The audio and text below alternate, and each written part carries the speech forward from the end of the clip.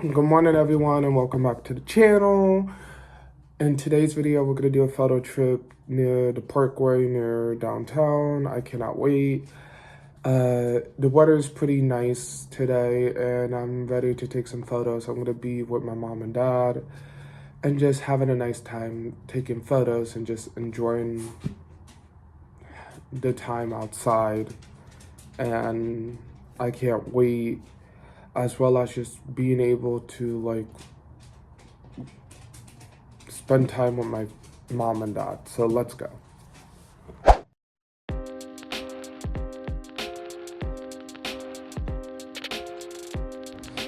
Hi everyone, so we're finally here and I'm taking some photos near Kelly Drive. It's a pretty nice day. It is a little windy, but it's nice. I'm here with my mom and my dad just taking some photos and it's really nice. It's kind of early in the morning, so it's not a lot of people and it's pretty quiet and nice. And I feel like it's good to go out and get fresh air. And I love taking photos of nature, but especially of the city and stuff. So I can't wait for you guys to come with me, so let's go.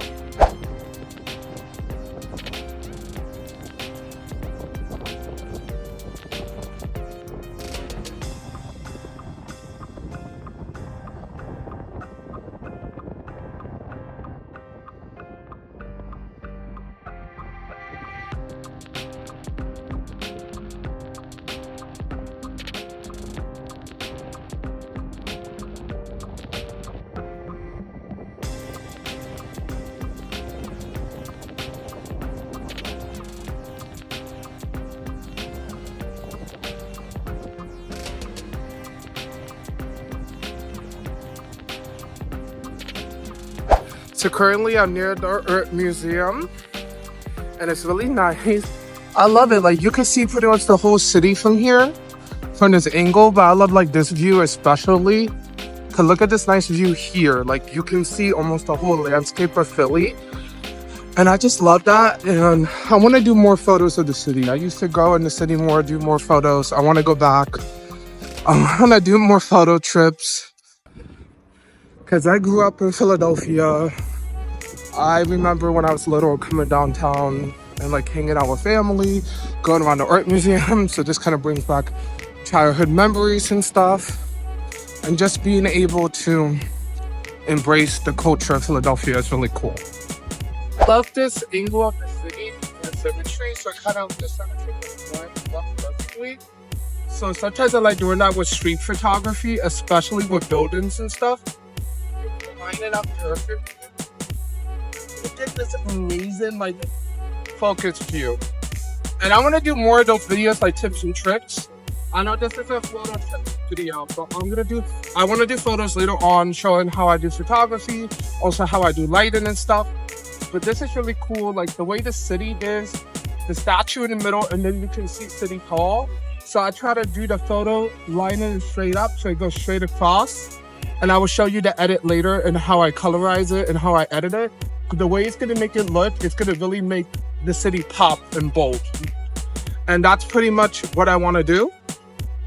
As well as when I do landscape photography and stuff, I really make sure that I try to capture the city skylights and stuff. Also, from a distance, you can take beautiful photos of people running and doing stuff. Also, the smallest details of storytelling. And that's really important when it comes to street photography. Pause.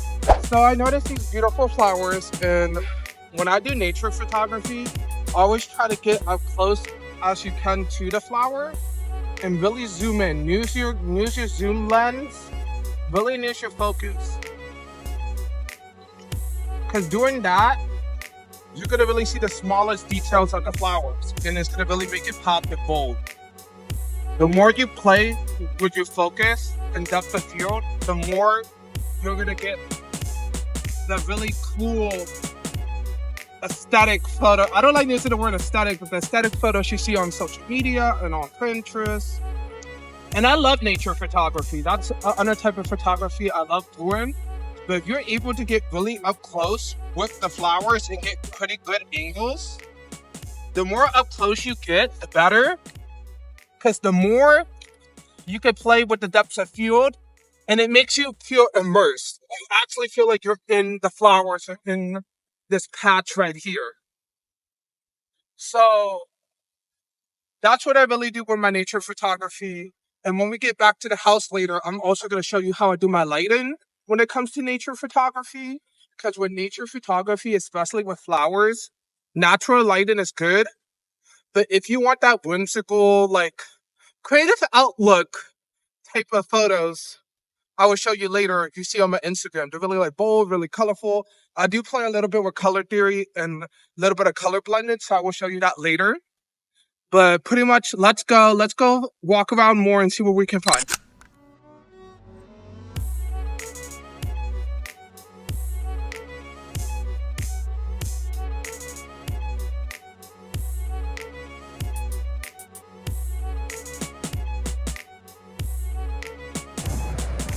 So guys, pretty much that's this trip.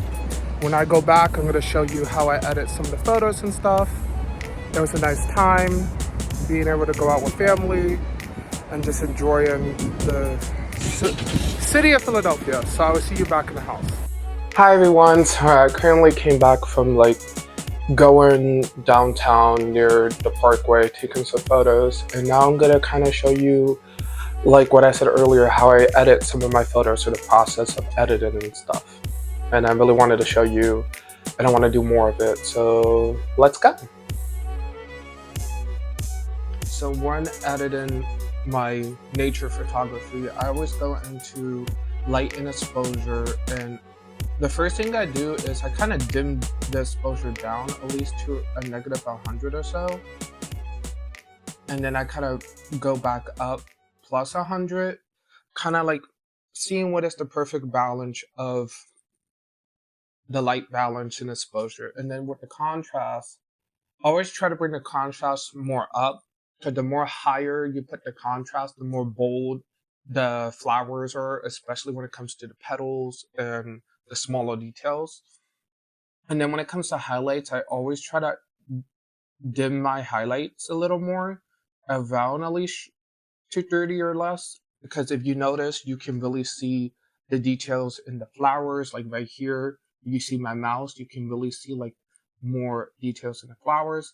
And then when it comes to shadows, I always try to bring my shadows more up, at least in between, because I don't like the background to be too dark. I want you to at least see some type of background. And then when it comes to the whites, I always try to bring the whites up just a little. Depends on the color of the flower. If the flower is like a bright yellow like this, for instance, you're going to want to bring up the whites at least to like a 650, 60 range, because if you see, it really highlights and volumes the flower. And then when it goes to the blacks, then with the blacks, you're going to go down at least a little to at least like a 60, 50, kind of like make it even. Because if you see now, it's really coming together. And then the other thing I do is sometimes I play with the curves a little, because if you play with the curves, you can really get a really good color. If you see here, it gets like, it's not as bold, but if you see when I move the curve up, just like to a 45-degree angle upwards, you see how more light it is, the more bold, the more exaggerated, and the more whimsical it looks. As well as I will always go to color and play with the temperature. If I want this photo to give like a light Wes Anderson, like really golden hour vibe, you're gonna want to bring it up to at least like 11% or less. Because if you see, the gold hues are really good in the background, but the flowers are still like intact. You can see the golden hues in the flowers. And plus, if you play with the saturation, it makes it this whimsical color that I love. And that's really what I do with my flower photography and my nature photography. Depends on what I'm taking a photo of. I really try to focus on the subject. If it's the flower, if you see, you really get the flower in bloom. as well as the buds of the flower, the bright orange, and it gives like this cinematic golden hue vibe that I just love. And at the same time, I'm going to play with effects.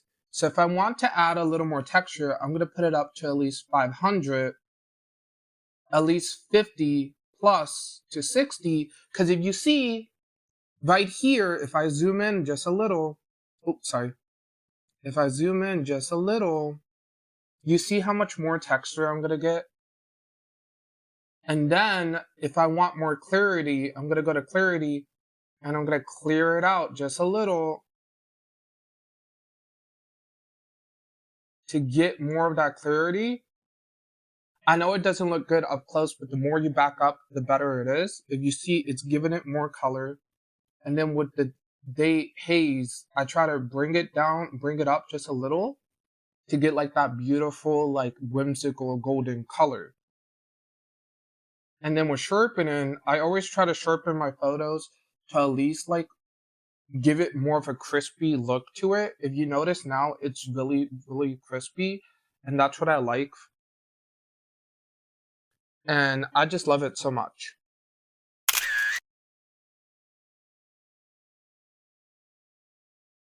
Then when it comes to under nature photography, I love this, and I really took a photo of the branches.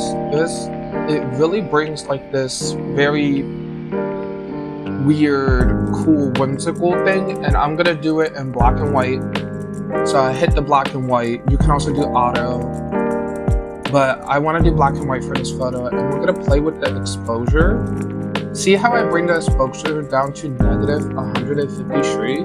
It really brings out the details in the tree and the branches. Then with the contrast, we're gonna brighten it up a bit. Because if you see, with the exposure, if you bring the exposure down and the contrast up, you get more details, as well as playing with the light. And I love doing that in the editing. Then with the highlights, we're gonna bring the highlights maybe a little more down to give it that old photo vibe. Then with the shadows, we're gonna maybe bring the shadows a little more up. And the whites, we're gonna bring a little more down. And then the blacks, we're gonna bring just a little more up. And then with the curves, we're gonna play with the curves to see what we can get. And look at that. The details are really coming together. As well as I'm gonna do a little bit of cropping, because I feel like cropping will really be helpful for this. And I'm gonna add a little more texture to the photo, as well as add a little bit of a haze. And we're gonna bring up the clarity just a bit. And then I'm gonna do a little bit of sharpening. And then we're gonna scroll down, I guess, add lens blur. So this actually helps if you want to do a little bit of a blur in the lens. So I love when Lightroom does add new stuff like this, because it estimates the depth of field and it actually can provide a lot of good like lens blurs. So like for example, if I want to do this and I want to add a little more, see how like before it's less detailed and now it's getting more detailed? See how the background is smaller, but then look, it's getting bigger due to the lens blur. And I like to do that sometimes just to give it more focus and range. And then we're gonna just crop a bit. For me, a photo like this, I will crop just a bit to get the parts of the photo that I want. Because here, I don't like this brick part here. So I'm gonna bring this up just a bit. And I'm maybe gonna do this, but at the same time I'm gonna rotate the photo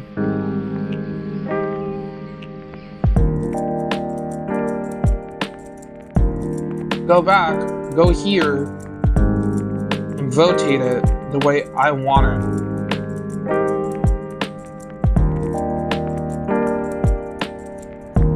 So I want it maybe this way, and then we're gonna crop it more down just a bit. And it gives this whimsical like vibe that I just love. And then bada bing, bada boom, there you have it.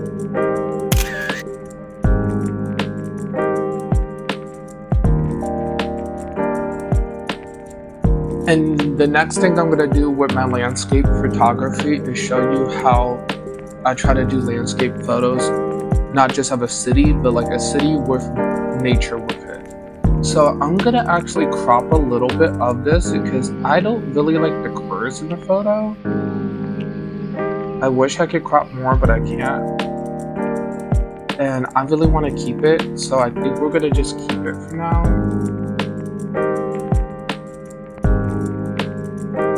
There's no way that I'm not gonna keep it. But first I'm gonna play with the exposure, bring it way up, not a lot, but a little, bring the contrast a little down to 32, or we're gonna actually go more up. We're gonna go at least to a 43 or 46. And then with the shadows, we're gonna bring the shadows down, because if you notice, it's giving the building a lot of details, but also the water. The main point is I want to get a lot of water in the details in the background because it tells a story. And then with the blacks, we're going to bring the blacks a little more down to give it more of a darker vibe, a little more serious. Then with the whites, we're going to kind of play with the whites to balance out the blacks. And then we're going to play a little bit with the curve. We're going to play a little bit with the curvature. Going to maybe bring it up just a bit. Then we're going to play with the blues, see what we can get. We're going to play with the yellows, bring it a little more down. At least a little. And then you see the color scheme. But I don't know. Maybe I want to go more for like a blue tone. But for right now, we're going to kind of keep it in the middle. And then we're going to play with the temperature just a bit to see what we can get. I like the blue for the water, but the yellow does give it more of a nicer vibe. So I'm going to stick with the yellow. And then the ambiance.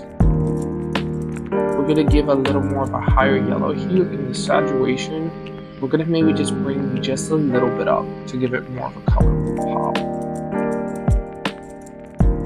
And then with the hues, we're going to play with the hues. We're going to play with the blues and see what we can do, especially when it comes to the water. So let's go back, play with the temp. See? So I'm gonna go back, play with the temp, make it colder, and see how I'm playing with the blues. I like it, because when I do like city photography, I like to capture the city through my eyes. I do realistic, but if you notice, look how whimsical this photo looks. It looks so whimsical, it looks so fun. And this is something I really like to do. And then let's just clarify it just a bit. And let's add a little bit of vintage to like give it a darker sides. And that's pretty much it, guys. And I'm gonna show you the rest of the photos that I edited right now. And hopefully you guys enjoy.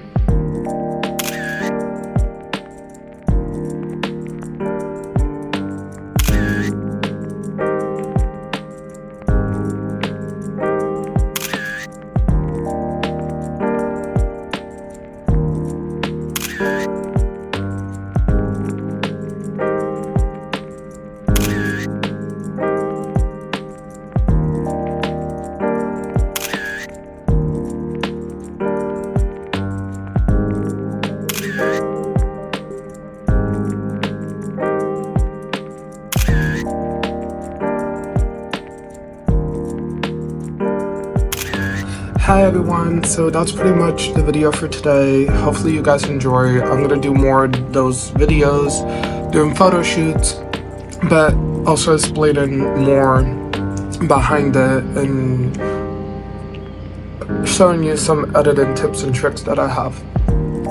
So it was really fun. It was a really fun video and I can't wait to do more of these. I have a lot of videos on the way, a lot of new projects on the way, so I can't wait to talk about that in a future video. Hopefully you guys enjoyed. Don't forget to like, comment, subscribe. Follow me on all social media platforms, and hopefully you guys have a wonderful day, and I'll see you guys next time.